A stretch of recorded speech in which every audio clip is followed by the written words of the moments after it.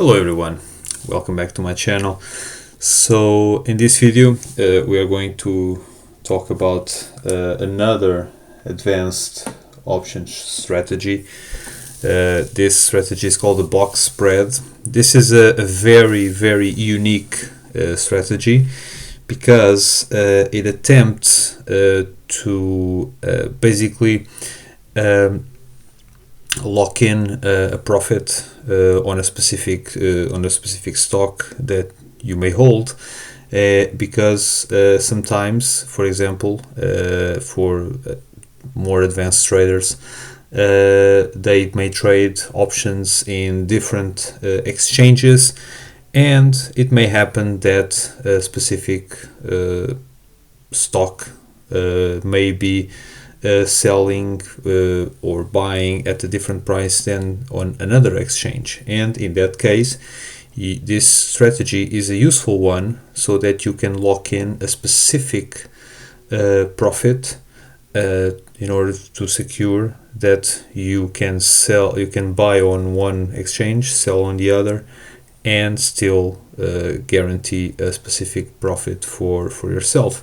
And so you can also do that with a stock on a given exchange, on a single exchange, as I'm going to show you in this video.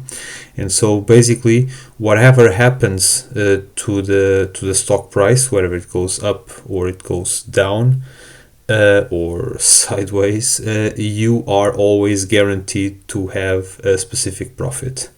And this profit can be as high or as low as you wish, depending of course on how much are you willing to expense in terms of the cost of putting the strategy together in order to earn this particular profit.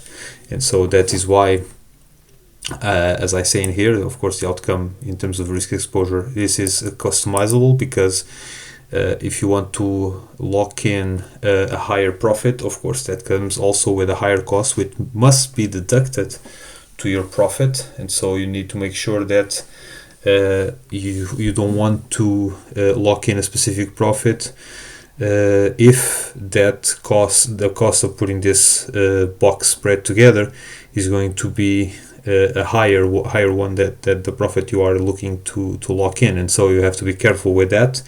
But for specific trades, this is very useful, and as you will see, it is quite simple to set up, and I will show you several different outcomes, and you will see that based on these outcomes you will have always the same profit. The only thing that will vary is the cost of putting the strategy together.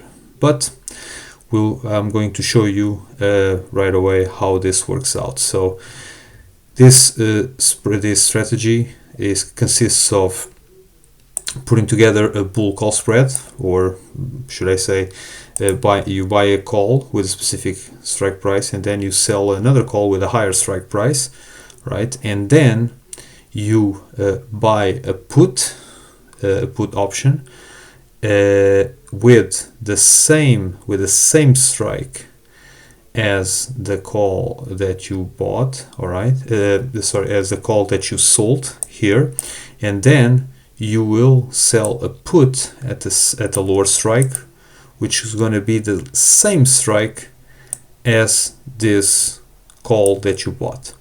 All right, that's why it is called a box. But let's see how this works out. And so I'm going to open here the option chain of SLOD, for example, and as you can see we have here our option chain, and I'm going to build this bull call spread. All right, so I'm going to buy this option right here, and it will have this profile, as you can see, and then I'm going to sell call with a higher strike price. So for example, this one right here, and this is a profile, of course, of our bull call spread. And at the same time, I'm going to buy a put with this higher strike price of 65 here. So and then I'm buying the put, all right?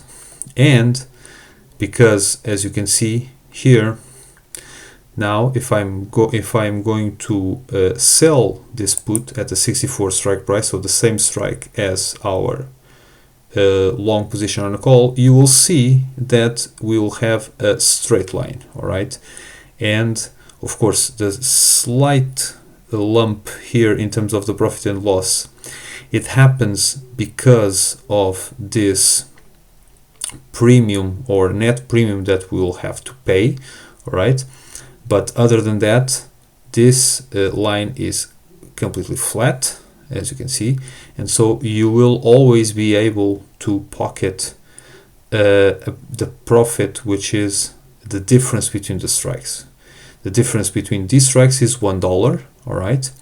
And you have to make sure that to make sure that this particular profit is not overshadowed or is not exceeded by the premium that you have to pay. This is a net debit, so you have to pay, and so you will be able, with this strategy, regardless of what happens with the stock price, all right, you will be able to just have a net loss of 20 cents per share, all right, because you will pay 135 and receive 140, so you'll have a net credit of 5 cents.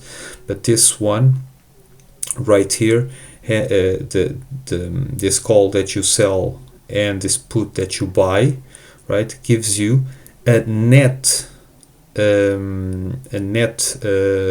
debit of 1.25, and so 125 minus the 5 cents that you receive here with the options of $64 strike price, you will have a net debit of 120. All right, and so basically this is what happens, all right? Why is that? I'm going to show you right here. If we pull up an Excel spreadsheet, I'm going to put this a little bit smaller so that you can see right here what's going to happen. And so let's put this a little bit smaller, and for example, let's just say, for the sake of this exercise, that if we have the stock price at maturity, for example, it expires at $61. So let's just say that the price at expiration is $61, all right? And so what's going to happen here? Basically, as you can see by the setup, you will have to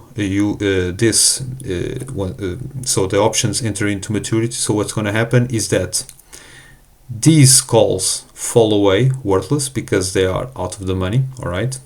And so this is what's going to be activated. So because the price is 61 and this strike price is 64, the short put will be assigned, and because the put buyer will exercise these shares, so you will be forced to buy the stock at 64, but then you will be able to sell at 65. Forced to buy 64, can sell at 65, and so the profit of $1. All right, and this will happen every single time the stock is, for example, at 61 or below, or at 62, 63, 63 and a half, same thing. All right, this will happen always in the same way. And so let's just put here price, and this will be like this, price lower than 61, and so this will happen at 61, 62, 63. All right, and also we can say also as well at 64, because this will expire at the money, can be exercised or may not be exercised. It doesn't really matter because we can assume that these options will, at least from our side, it's irrelevant. We can exercise or we may not exercise. It's the same thing. We don't get any profit out of that. But assuming the options at the money are exercised, so this is what will happen. All right. But when we reach the 65 strike price, all right, what's going to happen? We can buy at 64. Why? Because at 65 this call option can be exercised by us because it's in the money. All right. This call expires at the money, so we will, let's assume that options at the money will be exercised as well, so we will be forced to sell at 65. All right, so the profit is 1 USD. All right, on the put side is if we finish at 65, this put option, this short put, expire worthless, and this also we can exercise or we may not exercise. But since we already sold our share here at 65, there's no reason for us to sell again, and so because we already got to our profit, so it doesn't really make a difference. Now for 66, 67, 68, and let's just pretend price above 68. All right, and so what is going to happen here? Basically, now the side that it works will be the call side, because what's going to happen at $66? At 66, 67, 68, and beyond that, these puts all expire worthless, so they don't really matter, and so it's going to happen the same thing as it happens at 65. So we can buy at 64, all right, but then we'll be forced to sell at 65 because the price is now 66. So this call option is in the money, and the call buyer will be interested in buying at 65 something that is worth 66, 66 and a half, 67, and so on and so forth. And so this is what's going to happen at this particular range of prices. All right, and so you can see that we are always lock in a specific profit for this. Now let's just do this a little bit differently to show the mechanics if we use a wider range. And so let's just say, for example, for the sake of this exercise, that let's just pretend that we are buying for example this call option at 61, all right, as you can see right here, and then we're going to sell this one at 66. So the difference in strike price is 5, and now we're going to sell a put with a strike price of 61, and we're going to buy another put with a strike price of 66. Now, as you can see right here, the cost of putting this together is $6, all right, and so even though you are guaranteeing only a premium, a difference between the strikes of 5, and so this strategy, the cost of you hedging and locking in this value will cost you $6, and with the 5 you receive, the net loss that you will have is only 1. But this is the price that you pay in order for you to lock in this particular gain in terms of the stock itself. And why is that? And I will show you up again. This can go a little bit further away. because as you see the principle is exactly the same. And now let's just pretend that we're going to push this a little bit further up and pushing this like this, 59, and with the price below 59, right? And in this case it's going to be the same, because prices at 67, 68 and beyond show no difference. And so as you can see right here, if for example if the price falls at any point below 59 or 60, what is going to happen? In this case, the call side becomes irrelevant because the call options expire worthless, and only the put side is relevant because the options will be exercised. And so what's going to happen is that if the price falls at any point at 59, below 59 or 59, what's going to happen is that this put option that we sold is in the money.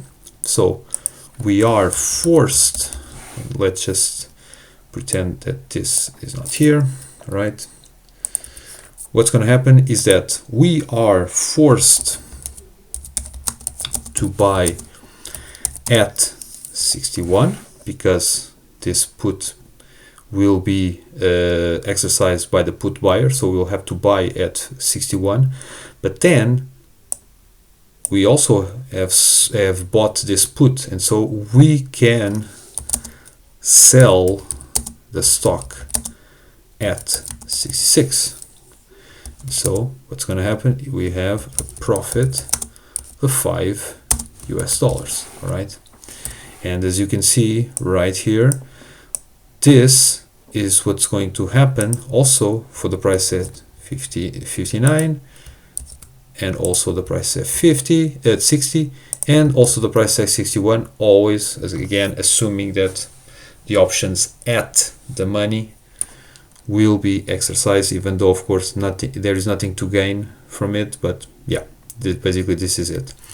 Now there comes a similar a different situation, because we will have now some potential outcomes in between the strike prices. And so let's just see, for example, what happens at 62. And at 62, what's going to happen? This call option expires in the money, all right? So we are going to exercise, of course, so we can buy at 61, all right? And what's going to happen next? This call option that we sold expires worthless, right? So it doesn't really matter. This put option also expires worthless, so it also falls away, doesn't matter, it's out of the money. But then this put option that we bought expires in the money, so we can exercise it because we can sell it at 66, and there's no reason for us not to exercise because the stock is currently at 62. So if we can sell it, if we can buy it at 60, if even regarding buying or not, as long as we have it, if we can sell it at 66, something that is valued at 62, of course we'll be doing that. And so if we buy something at 61 and we can sell at 66, of course the profit is $5 US, all right? Again,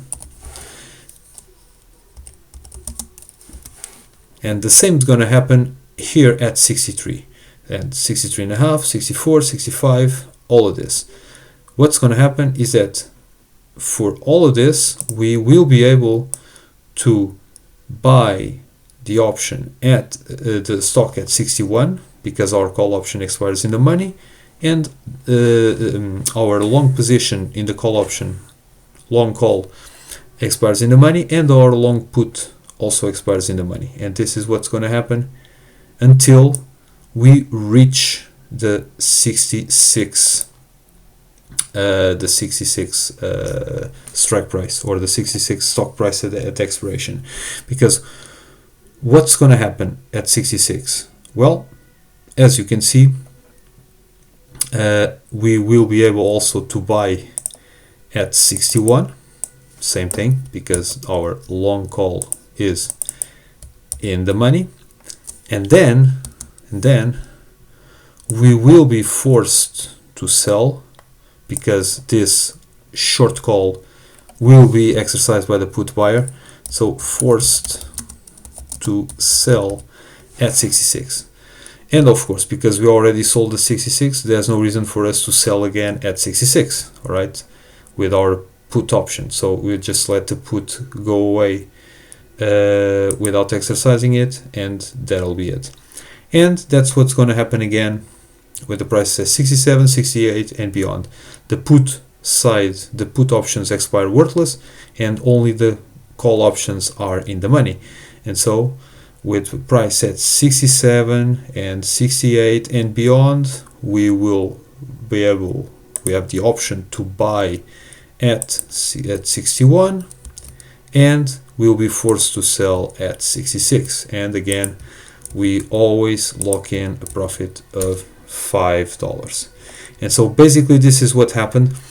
The more or the wider the profit that you want to lock in, all right, the higher the cost of the strategy. As you recall, this strategy cost us $6 to put together, all right, and on the same page, the one that we used before, as you can see right here, I'm going to put it again, or I'm going to assemble it again, it was only 120. So the lower the profit you want to lock in, the lower also the cost of the strategy, and the differential between the profit of the strategy and the cost of putting it together here is 20 cents. In the other one, you lock in $5, but the cost is 6. The cost to assemble it is 6, so you have a net loss of 1. But as you see, this is how you put together this strategy, and that's why it is useful, because in several situations it pays, especially in very volatile periods in which you have no idea what's going to happen. Sometimes is beneficial to lock in a profit or a specific value, even if it requires you to have a small loss. But that is a price to pay for you to make sure that you avoid or you protect yourself against very, very large volatility. All right, and so yeah, basically this is it. I hope you guys really understood how this strategy works. In the meantime, of course, if there are any questions about this, feel free to leave your comments and suggestions or questions in the comment section below. I'm also available on LinkedIn in case you need me to clarify any detail of this strategy. And also feel free to like the video and subscribe as well. And we'll be back again soon with other advanced strategies for you to deploy whenever any suitable situation arises. So yeah, I'll see you all in the next one.